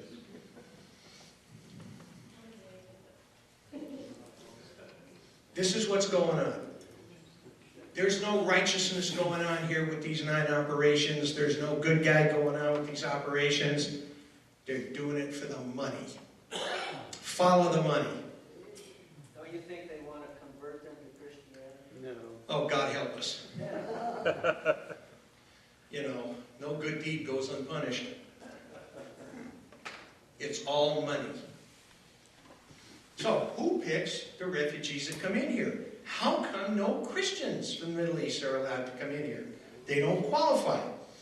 Why? Because we let the United Nations, and I think we should get the hell out of the UN, and I think the UN should get the hell out of America. Put it over there in Switzerland, let them have the problem. They pick the majority of the refugees that come to America. Now here's this scam. The United Nations High Commissioner for Refugees is a guy named Antonio Guterres. Is that familiar to anybody? Huh? He is the former communist president of Portugal. Okay? He is also the former president of the Socialist International. Do you know what the Socialist International is? Well, their headquarters are in Moscow. Does that tell you who they are? It's a communist organization. They're the parent organization of the Democratic Socialists of America. DSAUSA.org. Look it up. You can't make this stuff up. Every Democrat member of our Congress, every one of them, belongs to the DSA. And in the second debate, the second love fest between Bernie and Hillary, and the guy in the end who killed Maryland and Baltimore, somebody asked, I know who it was, but anyway, one of the moderators asked Bernie Sanders, what is a democratic socialist? And Bernie described exactly what's on their website. And if you go to dsausa.org, you can pull up the membership list. You will find every Democrat we have in our government is on that list. Every one of them. No Christians can come in here because of the 2012 Ashgabat Agreement with the 57 Muslim countries that are members of the Organization of Islamic Cooperation. So here's what happened. If you look up, and this was in the town of Ashgabat in Kazakhstan, okay? They decided that they were going to deal with the UN and Guterres to recommend people for refugee status. And the UN said, yeah, okay, that's cool. Takes it off of us. So the problem, remember that Jordanian refugee camp picture I showed you? Well, the problem is that let's say you've got 200,000 people in a UN-run refugee camp in Syria or in Jordan. Now imagine that you are a family of persecuted Coptic Christians, let's say from Syria, from Egypt, from Iraq.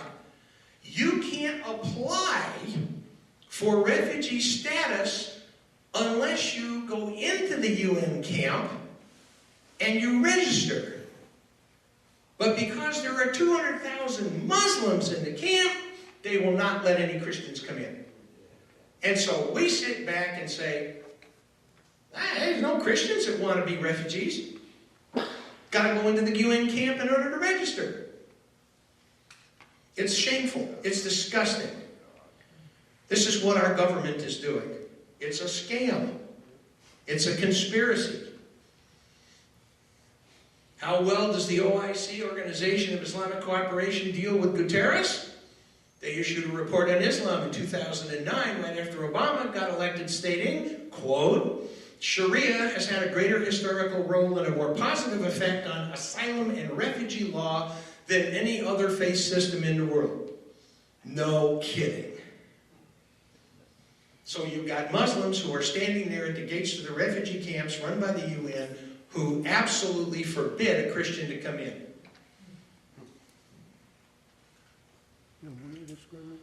Department of Homeland Security.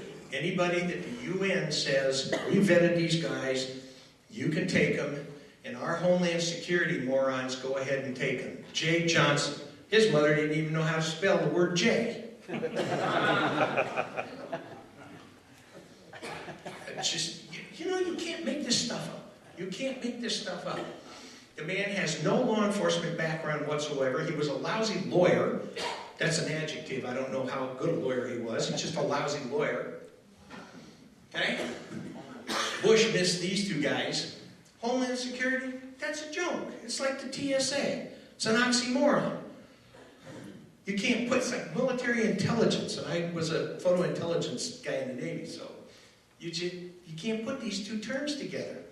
You can't, because all they want to do is check off boxes and grab the next one. These two guys got Rand Paul's interest because they got resettled in Rand Paul's hometown. Yeah, hold on here, wait a minute. Okay? 70 have been arrested in America over ISIS plots in the last 18 months that the FBI will admit to, including some refugees, phony passports. Then we've got the Tsarnaev brothers. Unbelievable. Why that guy is still sucking air, I don't know.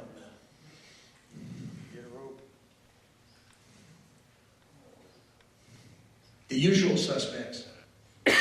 Several of these guys here are from Somalia. Let's see. False passports. This guy was born here in a refugee camp in Kenya.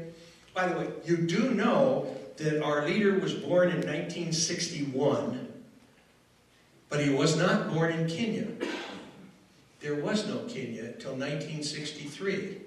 In 1961, it was called British East Africa. And it became Kenya 2 years later after they were granted independence, and the guy who fought for the independence was named Kenyatta, and in honor of him they called it Kenya. So, anyway, we won't fight that battle again. So, I have some M&Ms sitting up here, and I noticed nobody availed themselves of any. This is the refugee resettlement issue right here on the table. That's how simple it is. Okay? You got a bowl of 100 M&Ms. One of the M&Ms has arsenic in it. You feel lucky? I get to this portion in the presentation, and we're coming down the home stretch. I would like to spend 10 minutes with Mr. Obama because I would like to know what his acceptable American death rate is. How many of us is he willing to sacrifice in order to bring these refugees in here who cannot be vetted? What's his acceptable death rate? I know he's got to have one. And it has nothing to do with compassion. They should be there. We should help them there, put them in a safe zone. It's an entirely different culture. It is not our culture. It is not Western culture. It's oil and water, and it does not mix.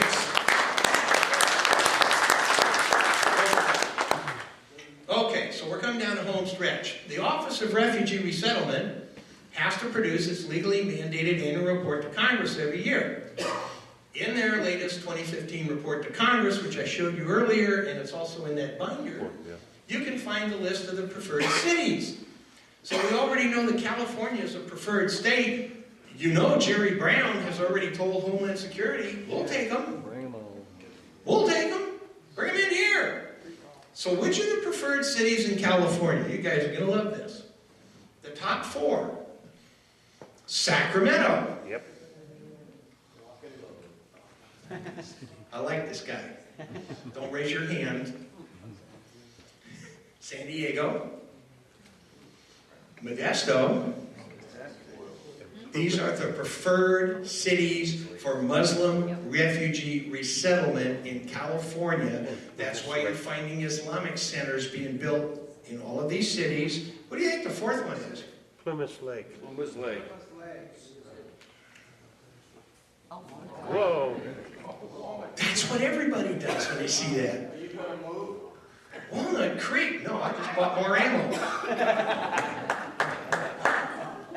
I got a sign on my front lawn that says, don't even think about it. Walnut Creek. If you don't believe me, here it is in the 2013 report, right here, page 49. It's on a chart. Walnut Creek, California. Tells you how much money is being given to the Refugee Resettlement Office that is right outside the gates of Rossmore. Which is pretty funny because now when you go to shop in Walnut Creek, well, I'll show you in a minute. There's the address, there's the phone number.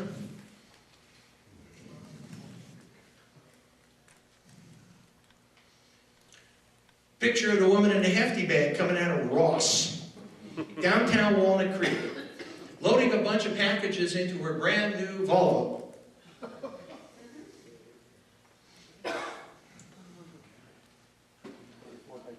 Mother and child, they moved into a house right across the street from where Rose and I live.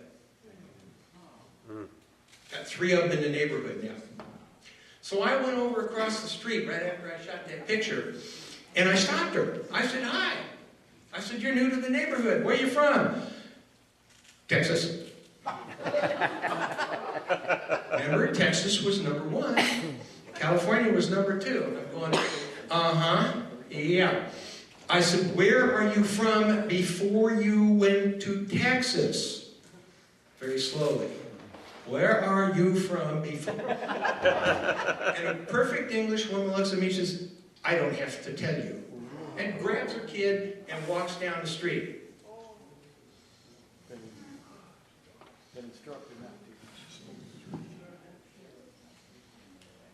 So my question is, how long is it going to be before one of these clowns, like the kid down at UC Merced, comes walking through one of our shopping centers or a restaurant, and he starts stabbing people, screaming Aloha Snack Bar, Allahu Akbar. Why do you think it can't happen here? Well, it is happening here. Remember the kid down here at UC Merced? Every single university and college in the state of California has a contingent called the Muslim Students Association. They've been here since 1966, infiltrating every one of our higher education institutions. Every one of them. So what I told the sheriff down there with an email, I said, hey, look, here's their website. Look on the website. All right? This wasn't school place violence or some garbage like that. Look on the website of the Muslim Students Association at UC Merced. You have 5 directors. Click on staff, right? Here are the 5 directors. 4 of them come from Saudi Arabia, and the 5th one comes from Pakistan. Anybody familiar with San Francisco State? For about the last trying to remember when we got rid of Schwartz and Kennedy. Anyway, in the last year of his, whatever he was doing up in Sacramento, where am I? Sacramento's over there. Whatever he was doing, he granted the Muslim Students Association at SF State permanent status to run the student union. And they are the only entity on San Francisco State's campus that pays absolutely no rent for their facility. Of course they're coming here. Of course they're coming here. Anybody fly out of San Francisco Airport recently? Terminal, the international terminal, where they just built a new mosque? There's a frickin' mosque in the end of the far west end of the terminal in San Francisco on the international side. There's a mosque all the way down there at the end. This is not a multi-faith chapel. This is a mosque. It's got a foot bath, and it is closed to anybody who is not Muslim, in accordance with the Quran. Can't go in there unless you're a Muslim. We got a problem, Houston. 3 weeks ago now, 100 American mayors in the United States of America sent a letter to Barack Obama and Homeland Security saying, we'll take all the Muslim refugees that you can send us. Remember the money? Okay? Here are the California cities where the mayors were demanding more Muslim refugees. Go look. You see the website? Citiesforaction.us. The letter's right there. The letter is right there. 100 American mayors, including the crazy one in Baltimore. Okay? I mean, you can just figure out who these people are. Every one of them is a Democrat except for one nutty Republican. Nikki Haley, governor of South Carolina. Wow.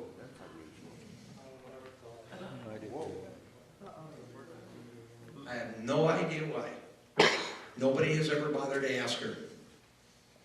She's the only one that's supporting this scam. Okay, down the home stretch here. There are some pockets of resistance, just like Murrieta with the kids a year and a half ago. Hey, don't leave them here. We're not paying for them. They got pushback. So the OIC met in Lancaster, Pennsylvania, and they had this big meeting with these 9 charities. Well, we got to come up with some way so that we can convince people not to stop us. They want to stop you from pushing back. Their solution is form another contractor. So they formed this group called Welcoming America. You cannot find anything out about Welcoming America because it's run by George Soros. Oh, man, go figure. Guy's 85. When? Come on, George. Help us out here a little bit. Get pneumonia. George Soros, Four Freedoms. You know, my dad used to tell me when I was growing up, he says, the best revenge is just outlive the bastards. Please, Harry Reid, Nancy Pelosi, Frank Stein, Boxer. I'll go to the funerals. Okay? So when you try to Google the Four Freedoms Fund, it will automatically transfer you over to Neo, right? And then you can navigate through that website. Good luck. And this is not, I told you, I'm a equal opportunity political bigot. And I don't like either one of these sides because they're both doing it for the money. Thank God we got rid of Boehner. Now if we can get rid of Chicken Neck. And I don't understand it. We have now taken the Senate. We've given the Republican Party the Senate. They said, give us the Senate. You know, okay, all right, we believed them again. Remember, I was a friend of Ronald Reagan, who told the truth. We did that, and you've got Pelosi and Harry Reid, who are still running the damn Congress. I don't understand that. Which brings us to this terrible budget bill for $1.1 trillion. In the budget bill, there's 885 pages, believe it or not, I've been through it. They make provisions to fund everything. But there's some additional funding they got thrown in there. Like Glenn Beck says, blood is going to pour out of your eyes.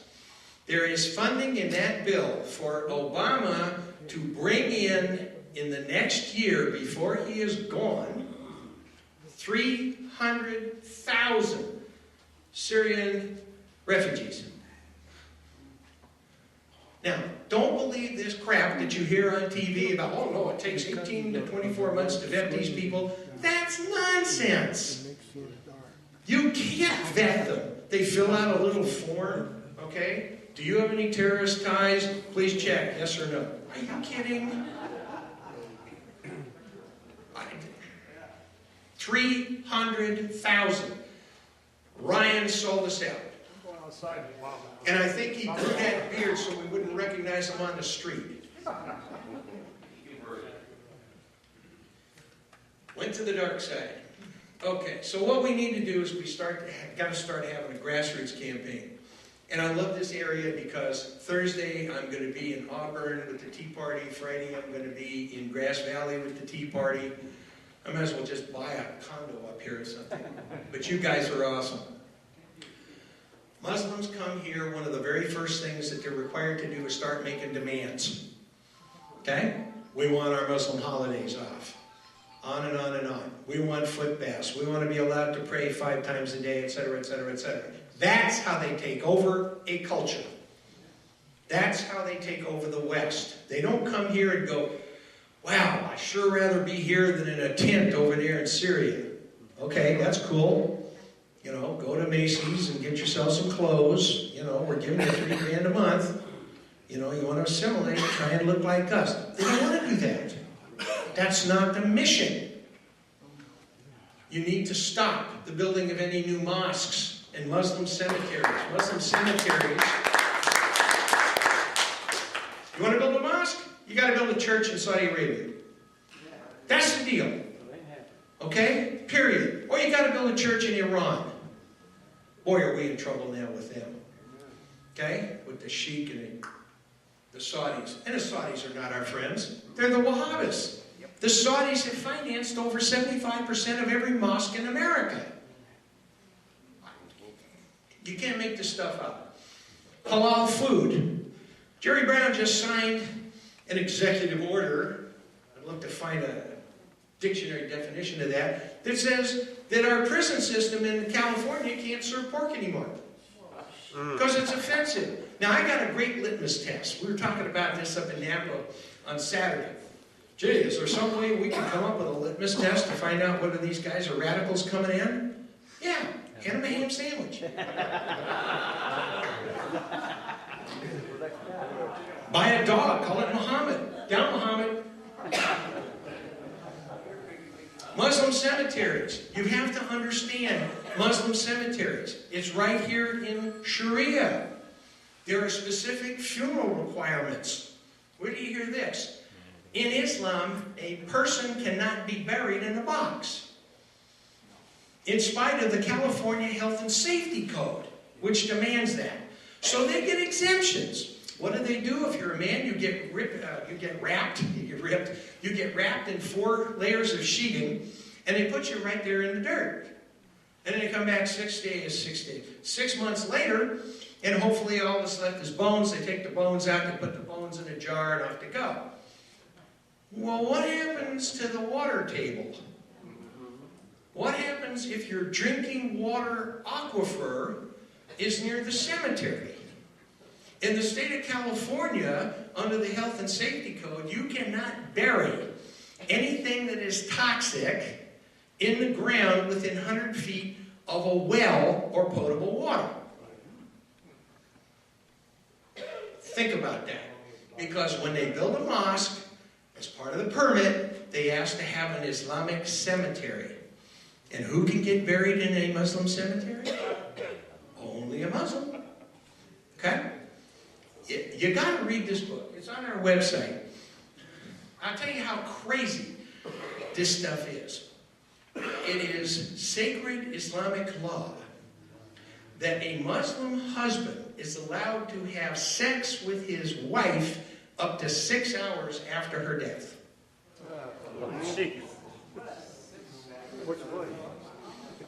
The corollary to that statement, it's right here, you can't make it up. It's on our website, you can go read it for yourself.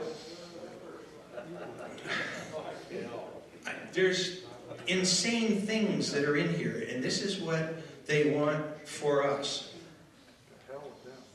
And you've got to understand this. Schools. Protest loudly and often, that's what they do. You got to stand up and push back. Don't worry about it. They're going to call you a racist. You know what I say when somebody calls me a racist? Hey, it's a gift. That ends the conversation. It's a gift. That's all.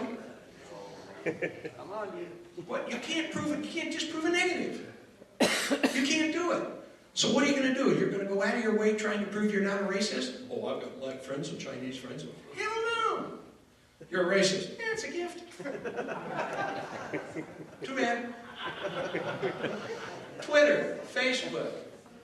Ask questions. State facts. Get involved. Speak out loudly to your city council. Do it over and over and over again.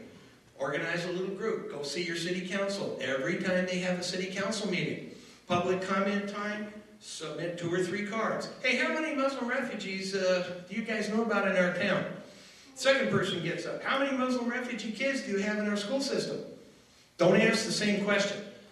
Because if 2 or 3 people get up and ask the same question, they're going to cut it off. So each one of you guys, you get together, and each one takes a different question.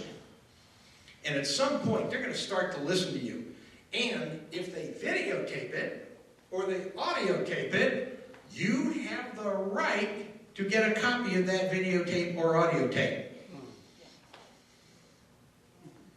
Then you're going to email me, and I'm going to tell you what you can do with it. Okay, they have to listen. Now, if there is a mosque around in your area here, what's really fun is you go down to the county clerk's office. And when you go to the county clerk's office, you start looking up the deed for that property that the mosque sits on. Because that is going to tell you who funded it, the mortgage that they have, who granted the mortgage, and who the directors are. Or you can go to the Secretary of State's office in California, just Google California Secretary of State, go to the business portal, which that will come up. You click on the business portal and you put the name now of the mosque in there, okay? The Yuba City Masjid, whatever the heck it happens to be, and they want to call it the Islamic Center of Marysville. You put that in there. They're a tax-exempt corporation in California. That comes up now, and then take a look at who's the agent for service of process. You'd be surprised what you're going to find. There's all kinds of things you can do.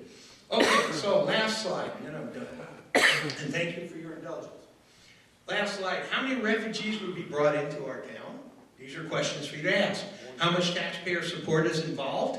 What's this going to cost us once the feds quit funding it?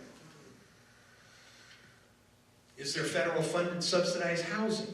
Remember that affordable housing issue? How is this going to affect our hospitals, schools? It's amazing. How long do they get welfare? They keep getting welfare until basically they get a job. And then they reassess how much they're getting. Now, if they lose the job, what? They're back on general assistance. But they get $3,000 a month, so who's going to give them a job for $3,000 a month? There you go, because they don't know how to do anything. Why would they want to get a job when they get $3,000? Thank you. Thank you. In Contra Costa County, last year, we spent in our county $538 million on public assistance. That's almost 10% of the county total budget. And that's CalFresh, CalWorks, the whole thing, general welfare. Will they work? Where are you going to get them a job? Who's going to hire them? They don't know how to do anything. Maybe they know how to make falafel. I don't know. Will they assimilate? No, they're not going to assimilate. Why? Because they're not comfortable assimilating. Do you think somebody coming in here wearing a hefty bag is going to be comfortable sitting in this car? No. It ain't going to happen. Well, you don't even have to. They won't, and they wouldn't. Okay? So this is how we wind up now with Muslim enclaves in Minneapolis. We have them in Illinois. We have the biggest one in Dearborn, Michigan, where the entire 5-member city council are all Muslims from the Middle East. The mayor's a Muslim, the police chief's a Muslim, and it goes on and on and on, and the cops don't even go in there anymore. They just let them deal with whatever's going on. That's where I'm coming from, and I'm sorry I went about 15 minutes over. I have all of these books here.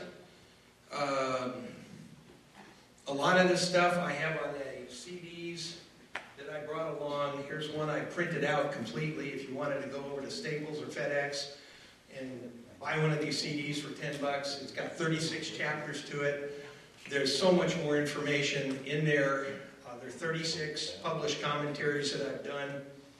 Some are on the website, some of them aren't. But it makes for very interesting reading. One of the things I think you really like is the research I did that took me over a year on Obama's Middle East connection. I can tell you for a fact, documented now, because all this stuff is hyperlinked, I can tell you for a fact who financed his education from Occidental in Southern California all the way through Harvard Law. You want me to give you a teaser? Yeah. King of Saudi Arabia. Remember the picture? It shouldn't. You remember the picture from 2009 with him bowing to the... Yeah. So I got all the names in here and everybody, and I still can't make CARE's Islamophobe list. It really irritates me. Okay, one last thing. If you go on my website, islamthreat.com, and I have business cards up here that'll take you right there from my phone number, email. If you go on there, click on Quran. And the very first thing under Quran is the Quran Index. And I made this index in 2006 because I got tired of Sean Hannity and Bill O'Reilly and everybody else getting on there with CARE's Ibrahim Hooper wearing the little hat with the propeller that fell off. Okay, I'm winding it up. Anyway, so I went back through the Quran. I read all 6,247 verses. And I did a Microsoft Excel spreadsheet, made an alphabetical index of every verse in there that talks about killing Jews, Christians, slaughtering, whatever. It's 3 pages, you can print it out, and there's 3 columns on a page, and you don't really have to read anything else. So if you wanted to just print those 3 pages out, get a copy of the Quran, or under Quran on the website, click on one of the Qurans, put the word in there in the little search field, and it will search every page in the Quran, every verse, and then tell you wherever that word is. So you can just do this research for yourself. I can't make this any easier. The same thing with Reliance of the Traveler here, which is Sharia. So if you want to put in funeral under Sharia law, or Reliance of the Traveler, it's going to give you every single thing in there that uses that word in it. And you'll have some fun, actually. I mean, this is... I'm getting the hook. Okay. Because we got to drive back around. Questions? No, you covered. I either did a good job or everybody's asleep. I got a question. One quick question. Well, hold on. You're next. I got a question. Guy with the Air Force hat. Okay, what I don't understand is that our president, who is certainly not, he's certainly bisexual, he supports Muslim, he supports the Quran, or what I would say, and if it's implemented, they would kill him. Okay. I'm not going to restate your question, but I will give you an answer, or at least a response. Okay? 2 questions I... What? Remember you're being taped. Yes, dear. 2 questions I always get. Do I think Obama's a Muslim? The only answer I can give you is, if he were, what would he do differently? To me, it's irrelevant. Okay, the next part of this response is I'm sitting there and I'm watching with Rose his speech in Cairo at Al-Azhar University, which is the absolute belly of the Muslim Brotherhood beast. That's where it was started by Hassan al-Banna in 1928. So he's there, he invites the illegal, prohibited Muslim Brotherhood to come to the speech, which was arranged, by the way, by Hillary Clinton's assistant, Huma Abedin. Now, that's a whole different issue. So he's there and he's doing his speech, and I'm sitting here with Rose and I'm watching this and I'm going, you know, this is really interesting. His father was a Muslim, if that's his real father. I like Frank Marshall Davis instead. But, you know, Obama Sr. was a Muslim.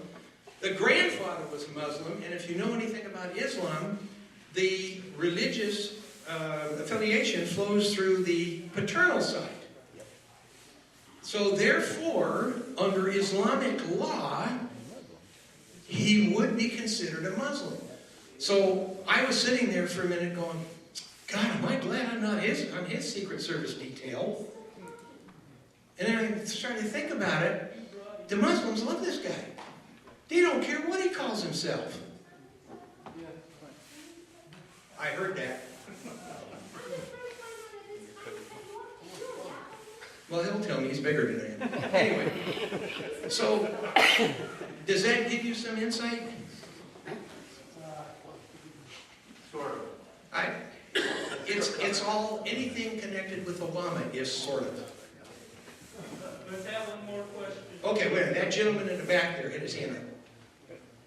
My question is, after all this information and realizing that we have Muslims all throughout our country now, I am at a loss as to how we're going to solve this problem other than like what they did with the Japanese in World War II, put them in internment camps. Is that? Oh, that was a Democrat that did that. Yeah, but how else are we going to solve this problem? We can't just put them all in jail, can we? Unless they start killing people. It just seems kind of like... Hold on. How did we get here? Hold on. Muslim tax and have a season. What you have to, I don't listen to talking, this is what you have to do is elect the right person, somebody who's not politically correct, I won't say who that is. Yeah, I know. Then make it so uncomfortable for them that they'll leave. They will leave if it's not comfortable for them here. If they can't get their own way just by saying, crying political correctness, then they'll have to leave. Or try and kill you. Cut their money off. or we'll have to deal with it. Situation. You know, it's amazing. The only time in the history of this country that we ever did anything like that was FDR. And the last thing I recall is he was a Democrat, and there was a reason, a valid reason to do that, in spite of what you hear on the History Channel and in the textbooks that we're giving our kids and everything else. If you actually do the research, there was really a very valid reason for doing that. And in fact, what it was an ancestral and religious pathology. Oh, don't even, that's a whole different lecture. Okay. Please invite me back.